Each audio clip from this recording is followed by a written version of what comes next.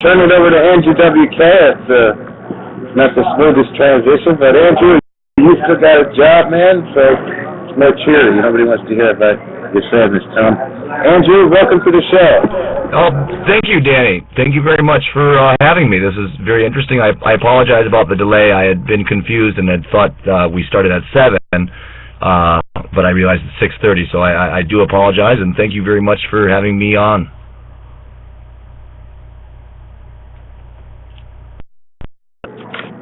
Apologies definitely accepted, sir, and thank you for being here.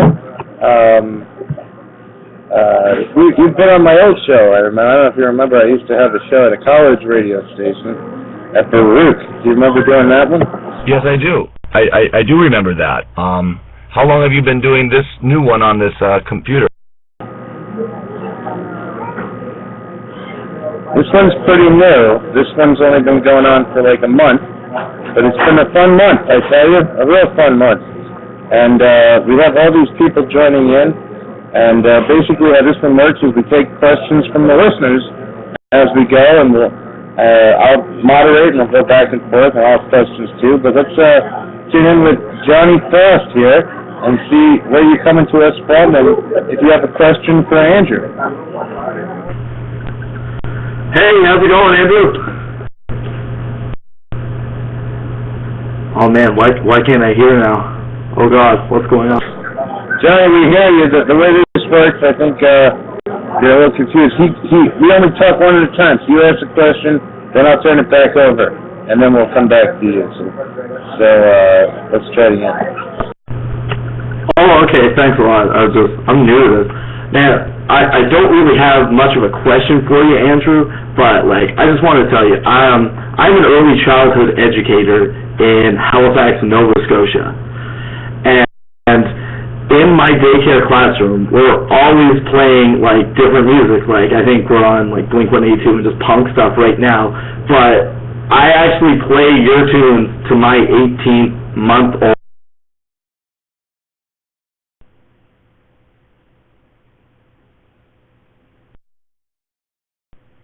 Huh.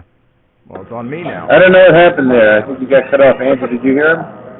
I heard, I think the gist of it, the mic did seem to get cut off there towards the end, but it sounded like you were talking about music and that you work in Halifax as a child, teacher, a preschool teacher, and that you've been listening to lots of rock music and fast, high-energy music, and I'm guessing you were saying that maybe the kids have been dancing around to some of our party songs, and that is a great privilege. If children like anything that you do, that's a good sign. So thank you for telling me that, and thank you for being here, Johnny, and tell the children. Oh, sorry, you kind of cut out there at the end, but yeah, you got it exactly right, and it's just to 2-year-olds just rocking out, jumping around the room and flailing to Party Hard. It's priceless. That's definitely what the music was designed for flailing and spinning, prancing, leaping, galloping, hopping, any kind of fun movement that your body feels like doing. And with young children, they tend to do that very naturally.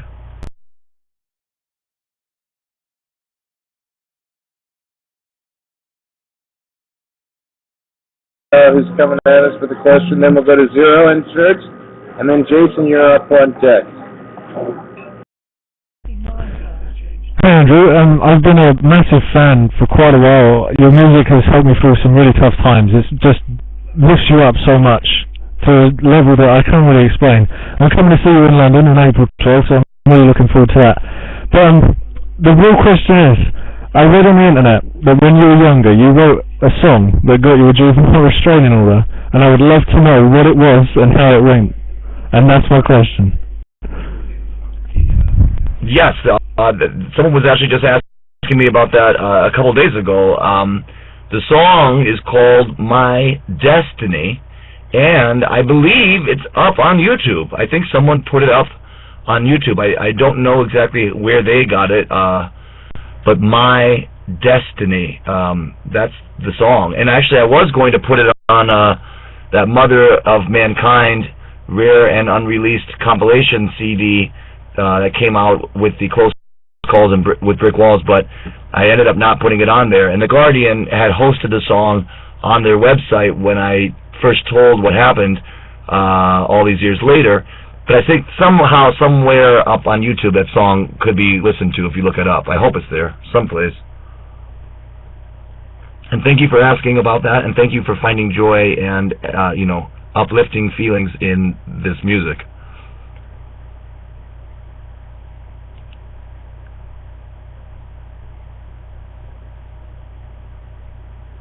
Okay. Oh, but...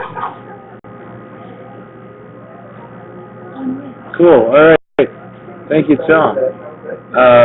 We're going to go over to Zero End Shirts, who has a question, and then we'll come back. And I have some questions, and then Jason, who's joining us in the window. Wave if you can hear me, Jason. Cool. Welcome to the show. Zero End Shirts. It's up on you now. All right. Well, hey, Andrew. Just want to say that throughout the years, I've noticed that you tend to between like The Wolf and Close Call with Brick Walls, there's a big change in the way that you have been singing. And now that you've been doing the whole I Get Wet reunion thing, you've brought it back to a more kind of sound in your live performances. And I was just wondering, in your new album that's going to be coming out, is it going to be kind of more of the old school Andrew, or is it going to a natural progression, kind of like how Close Calls is going? Thank you very much for being here and for the great question.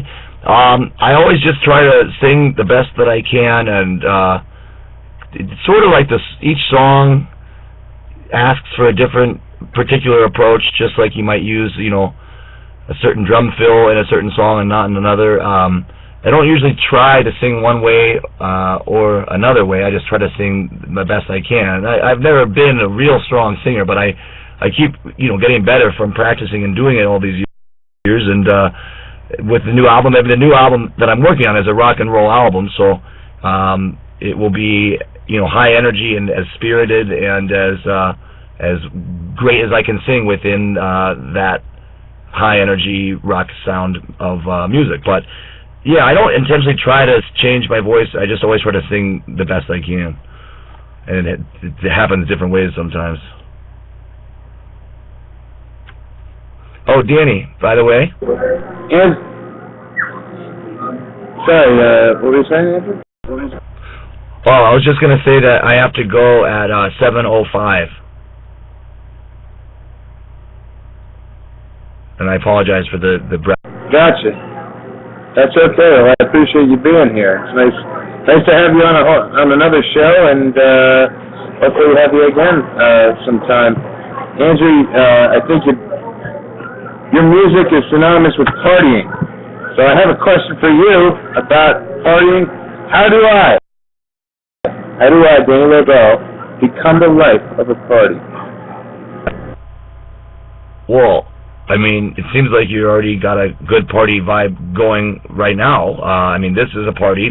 That's what I love about the computer and things like this, is being able to gather with people all around the world at once in this very strange, advanced, technological cyberspace zone. This is a party of sorts. To be the life of the party, that makes me think of like being the center of attention, maybe, or wanting to entertain people. That's sort of what I guess have done as well. Because I never was a real outgoing person. Was pretty shy, and still have been in certain ways. Those certain feelings of fear or awkwardness or being uncomfortable, but I just try to figure out ways to put them to good use, or to have a motivation that pushes me out of that comfort zone, like doing this music. So a good way to be the life of the party is just to start with a basic dance move, maybe with a high knee or a pointed shoe kick, or like a chop as you go kind of move. That will make people start looking at you. And then if you can smile and beam at them while doing the galloping and all that, you'll definitely entertain them to some degree. They might try to punch, though, so you always got to watch out for that.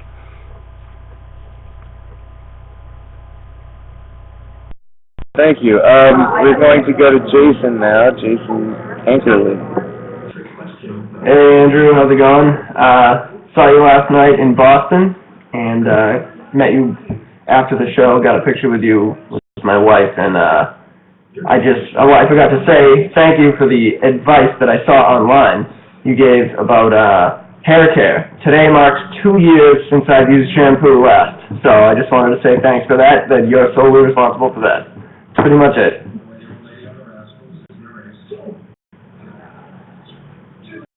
I haven't seen that advice one. Is shampoo bad for you?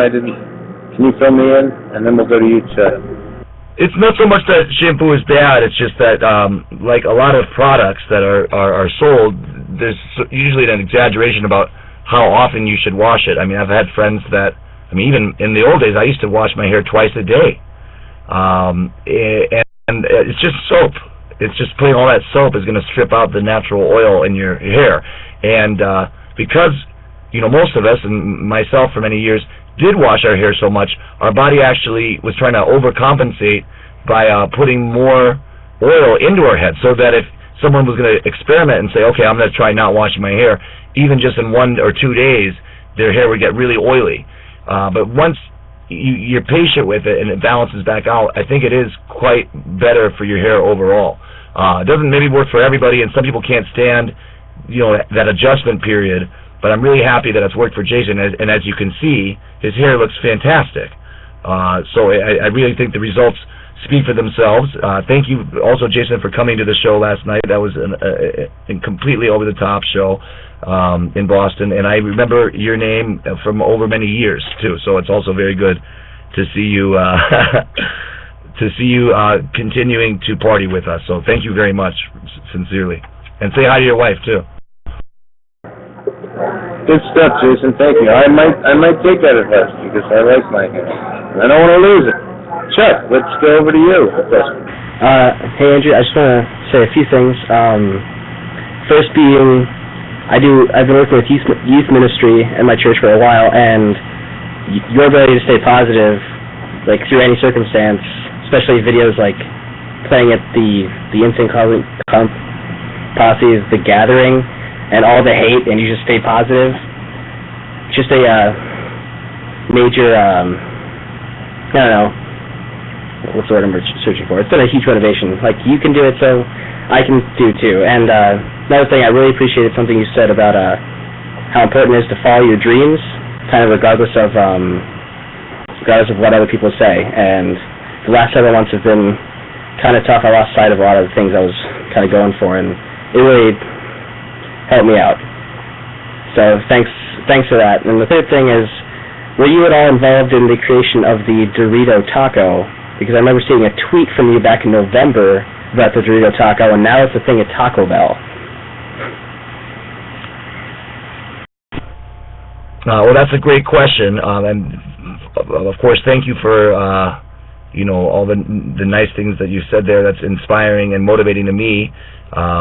I also want to remind you and everybody, and myself, that it's as much as I can offer that kind of positive power or encouragement, I'm doing it for myself too, and I'm trying to get that feeling out of this work for me, and at the same time, it's also you and anybody else who chooses to find that in this. There's plenty of people out there that don't find it inspiring, so it's also this amazing choice that you have turned to whatever I'm offering or what anyone else in the world is offering, and extract some value or meaning or worthwhile feeling from it. And it's very magical when it works for us both. It is a true magical process that should never be taken for granted, not that you would. But it's what makes life worth living. And so do Doritos Locos Tacos. Now, this is a big breakthrough, and yes, I'm amazed that you remember that tweet. I did not invent, I can't take full credit, but I was in on the unveiling and the development of the product very early on, because I've been working with Taco Bell, and we just, as of yesterday actually, launched this TV series that has a lot of Taco Bell in it. It's on Netflix. It's on iTunes. It's on MySpace. I think it's also maybe on Fox Digital's website.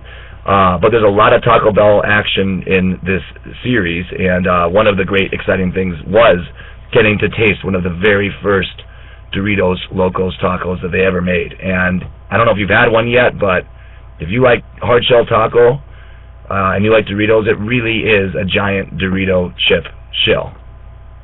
It's heaven. Thank you.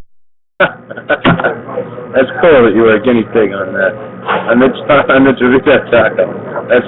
I wondered if something would go wrong. We lost Andrew WK to a Dorito chip because the product wasn't, tested properly or something. That would be a tough break for America. All right, Andrew, we do a thing on the show every week called Milk the Guest. We try to get the guest to do something for me. And you had a thing that you released was a lessons in singing called The Zen of Screaming. So today's Milk the Guest is, can I get Andrew WK to teach me how to scream properly? Yes, Danny, I will do my best. I myself am a humble student of this technique, which was invented by an amazing singing teacher named Melissa Cross, and it's an amazing thing actually, because the lessons that I took with her and the insight that she's given me and all of her other students, it reveals itself to you over time. So I'm still figuring out things that she said, or still just understanding something that she said 10 years ago, which is satisfying, even though it may be a slow-going kind of process. But she definitely changed my life, not to mention my singing. So she gave me the power to sing better and to be able to play a show every night and do a good job of it. And when the main thing that she says is when you scream, you want to essentially not feel it in your throat at all. It comes more from your nose and from your gut. So try going like this rather than going like try just going like